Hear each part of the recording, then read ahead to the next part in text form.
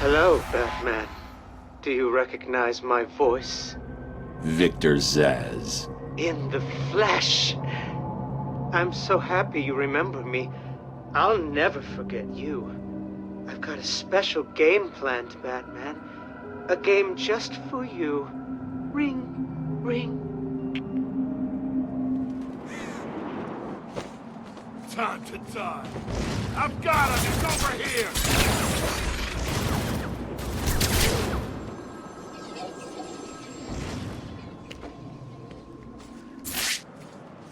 Speak. Oh, Batman, you sound impatient. That is good. That is very good. You'll need that to solve my little game. You may have heard that I have been providing salvation to the mindless drones lucky enough to answer my calls. Hardly salvation. You've been killing them. That's a question of perspective. For example, from where I'm standing, I can see 3 little piggies just waiting for me to cure them of life. From their perspective, I'd imagine they see things differently. If you hurt them, Zsazs, I will hunt you down. I bet you will. But first, a little game. Right now, somewhere in Arkham City, there's a phone ringing. I know it's a big place, but you need to find it.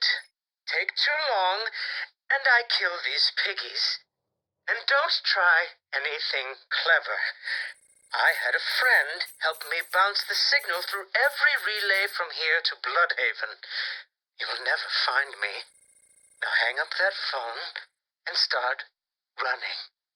Ring, ring, ring, ring.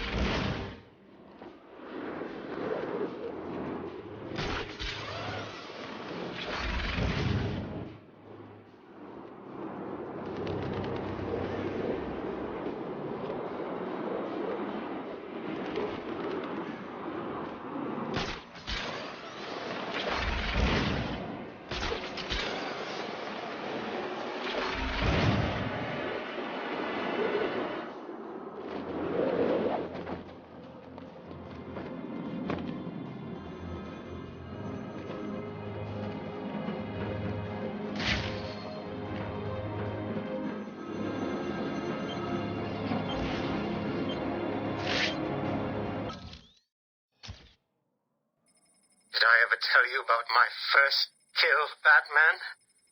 No? As I am sure you are aware, my parents were dead and I was rich. So rich I could have anything I wanted, but of course, all I wanted was them back. I now know that that was impossible, of course, that their death served a higher purpose. But back then, I had yet to experience the joy of cold steel cutting through warm flesh.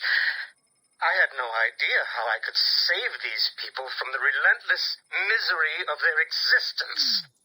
You should have stayed that way. Really? Then I'll stop now. Find another telephone, Batman. Goodbye.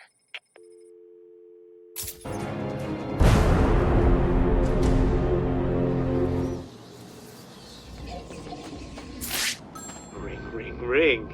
Find my phone, Batman.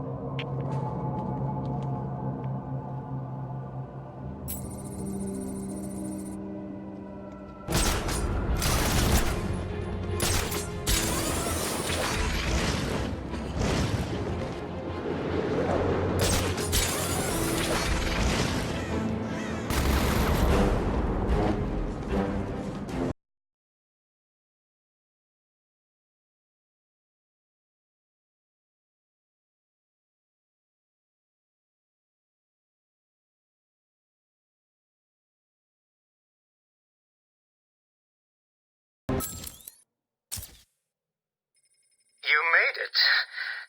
I think I will continue my story. I feel the need to talk, to confess maybe. I was rich and alone, but not for long, of course. I took to gambling, or maybe it took to me. If only I had been good at it. I may not be where I am today. As my life spiraled out of control, I desperately formed a plan. A plan to win back my parents' money and be happy again. It didn't work, of course. Plans like that never do.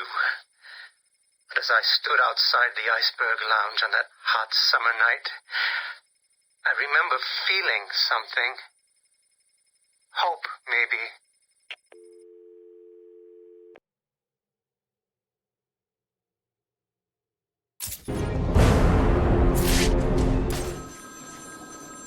There's a phone ringing somewhere.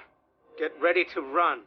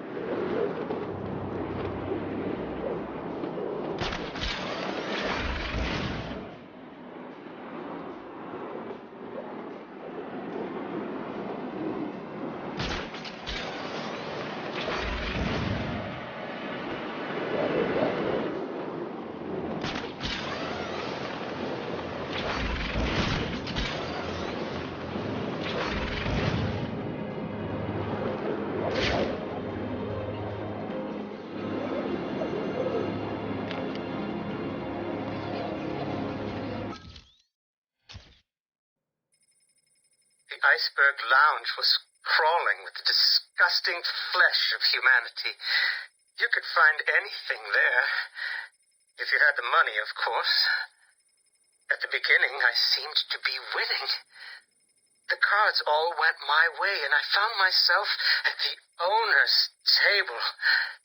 For some reason, I thought I would win, that he would play fair. I looked around the table. I saw the people I was against. Card sharks, thugs, princes, and the disgusting midget who ran the place. One by one, they all lost or folded.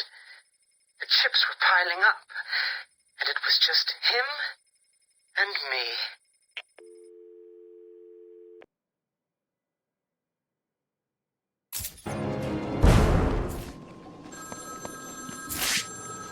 Find my phone now, Batman, or I'll carve this man's existence into my flesh.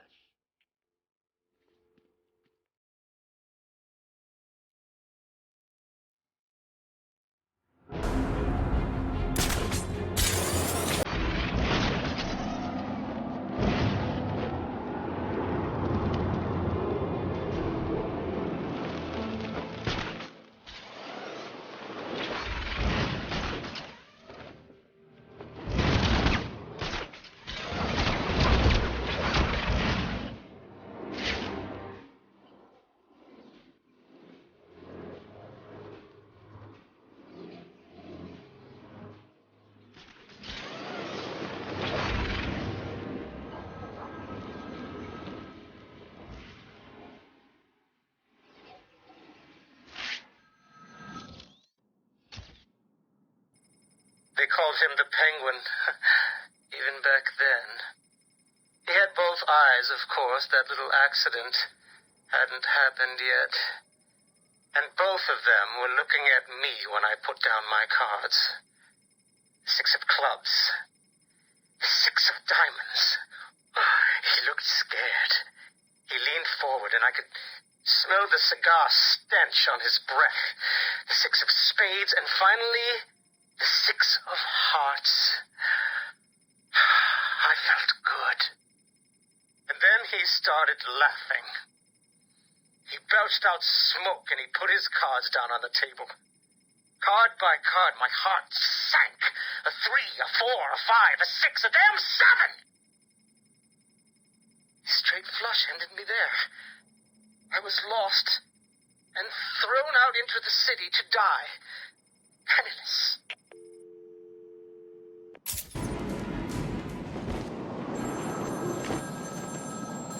My flesh is begging you to fail, Batman.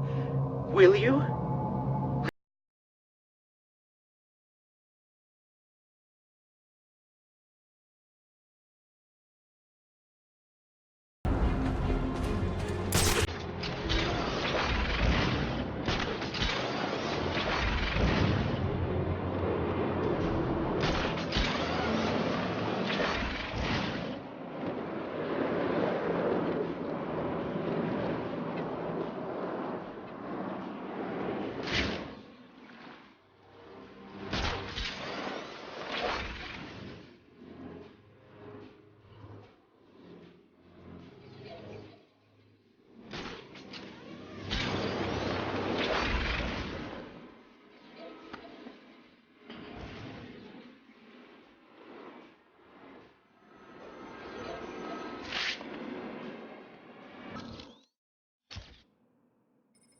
Imagine what it was like, Batman?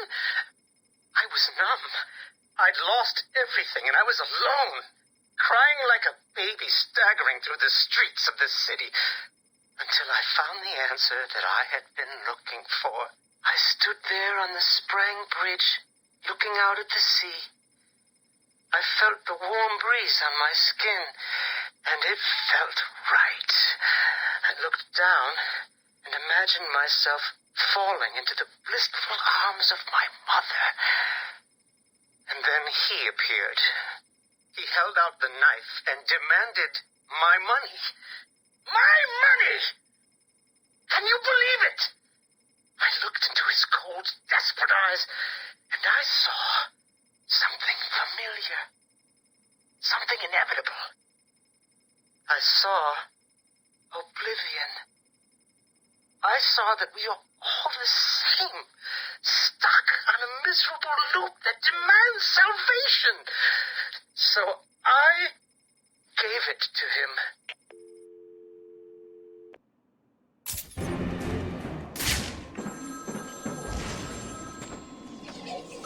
Please hold for Mr. Zsazs.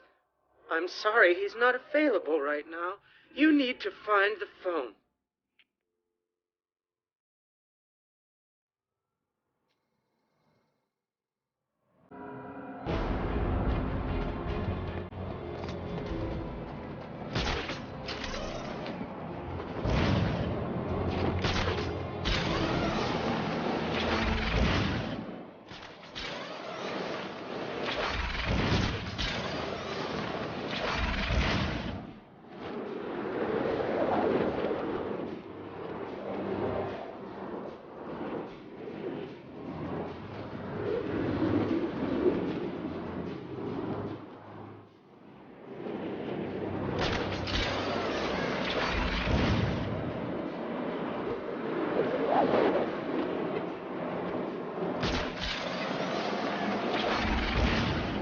I don't have time for this.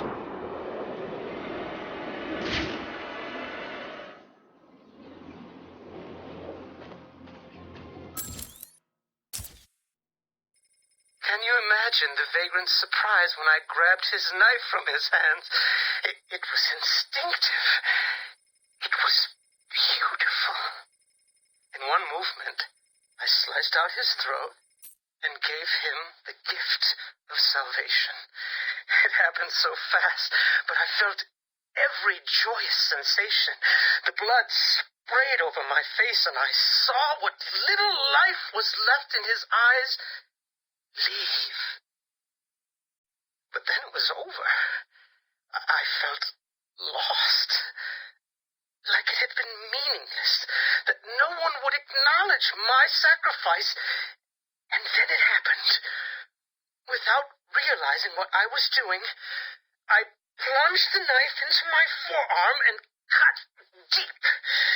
It was incredible. I felt my body elevate to a higher place. It had become a temple to my work.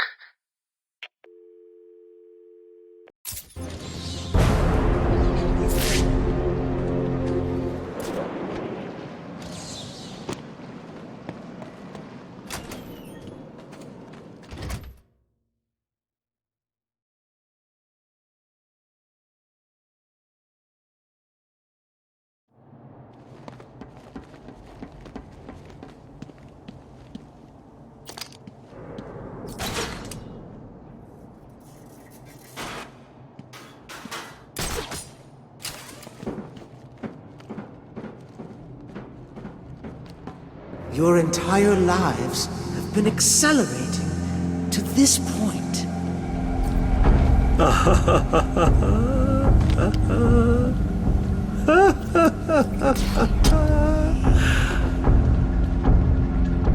Your life is over.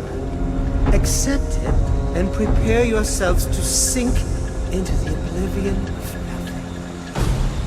nothing. This is all too fun, isn't it, Peggy? I'm enjoying myself so much. I nearly forgot to give Batman another call. Come on! Don't tell me you can't hear the phone!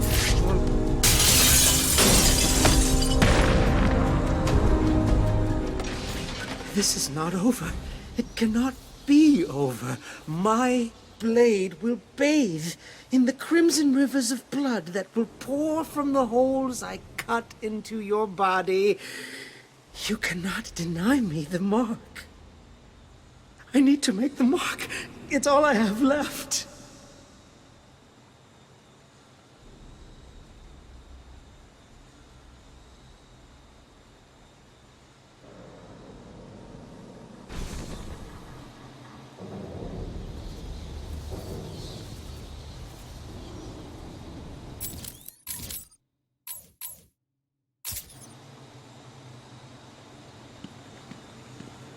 I've saved a special place for you, Batman. A place to symbolize your death. Do you want to see?